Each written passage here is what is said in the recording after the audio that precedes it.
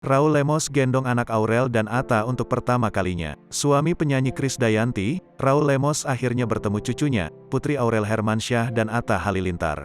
Raul Lemos menggendong Amena untuk pertama kalinya. Momen kebahagiaan itu dibagikan Krisdayanti yang mengunggah ulang unggahan dari Atta. Kakek Raul Lemos datang pertama kali lihat baby @Amenata. Tulis keterangan unggahan tersebut, dikutip dari Instagram @Krisdayanti Lemos, Selasa, tanggal 22 Maret tahun 2022. Raul tersenyum saat menggendong Amena dengan kedua tangannya. Dua anak Krisdayanti lainnya, Amora dan Kelen, juga tampak hadir.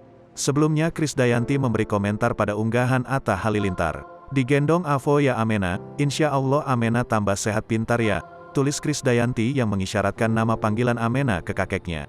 Hari ini, Amena juga tepat berusia 1 bulan.